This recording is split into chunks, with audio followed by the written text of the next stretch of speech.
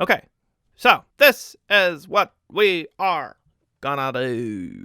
Okay. Today I'm going to continue my series called Watchlist, which will consist of 3 exclusive personal recommendations that I already think are fantastic to watch and are definitely worth being on your list if you haven't already seen them or haven't seen them recently. I'd love to know if there are any movies on the series that you actually dislike, so please be vocal in the comments and let me know your thoughts. But before we get started, I would like to thank my patrons for their support, and if you would like to be a patron today and help support my channel, just use the link below.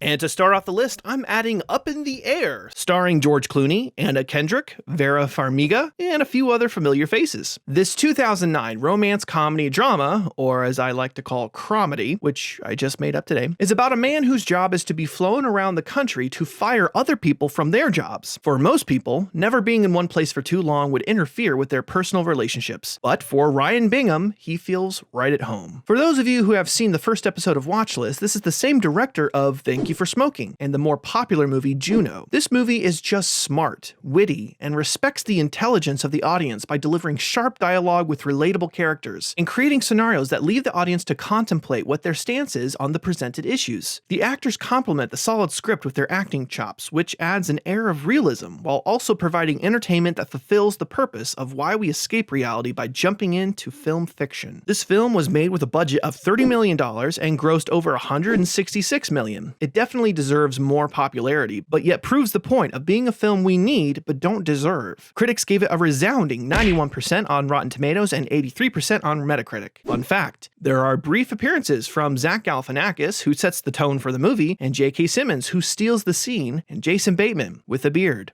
Next to add to the list is the film Stardust, starring Claire Danes, Charlie Cox, Michelle Pfeiffer, and Robert De Niro. In this 2007 adventure fantasy, to win the heart of his beloved, a young man named Tristan ventures into the realm of fairies to retrieve a fallen star. What Tristan finds, however, is not a chunk of space rock, but a woman named Yvain. Yvain is in great danger, for the king's sons need her powers to secure the throne, and an evil witch wants to use her to achieve eternal youth and beauty. Stardust is just refreshing. When everything we are seeing in theaters are reboots and sequels, Stardust delivers a fresh original fantasy adventure that delivers on entertainment and fun. This movie caught me by surprise since it seemed to be another failed low-budget kids movie like Aragon or The Golden Compass. Fortunately, I was pleasantly surprised by a mixed cast of stars and unknowns, or at least at the time, a competent script that actually made me care and understand the characters, and special effects that dazzled and actually enhanced the story instead of taking away from it. The movie was made with a budget of $70 million, but only grossed $137 million. Hardly a financial success, but definitely a sleeper hit. Rotten Tomatoes gave it a 76% and Metacritic only at 66. Fun fact, Henry Cavill makes a special appearance that no one can recognize because he plays a character that no one would really expect.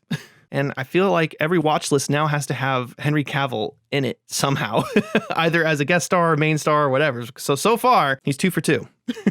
And last but not least on today's list is the 2007 sci-fi thriller Sunshine, starring Chris Evans, Cillian Murphy, Rose Byrne, and Michelle Yeoh. In the not-too-distant future, Earth's dying sun spells the end for humanity. In a last-ditch effort to save the planet, a crew of 8 men and women ventures into space with a device that could revive the star. However, an accident, a grave mistake, and a distress beacon from a long-lost spaceship throw the crew and its desperate mission into a tailspin. For those who know me, I'm a big sci-fi guy, and this film nails everything I want in a space film. The cast gives defining performances and portray characters that are incredibly realistic and intelligent when facing dramatic issues. How many sci-fi movies can you name that have all their characters depicted as realistic, grounded, and believable? It was directed by the masterful Danny Boyle, who once again redefines a genre, and the music was composed by the highly underrated John Murphy. From the cast, to the set pieces, to the special effects, to the script, to the cinematography, to the music, everything comes together to create something so beautiful and memorable. This movie is a sleeper hit, and I don't want to give anything away for spoilers because I just love this film to its core. With a premise of astronauts journeying to reignite a dying sun, how are you not at least the littlest bit intrigued? I can't recommend this enough if you haven't seen it, so put it on your list and thank me later. It was tricky to find the actual budget for this film, with some sources saying it was $23 million and others saying $45 million, but that does not change the fact that this beautiful film was a financial flop with only grossing $32 million. Definitely another one to add to the list of films we don't deserve. It breaks my heart to see films like this that don't appeal to the general mouth-breathing moviegoer, not because it should, but because they're the ones that get to define financial success to film studios.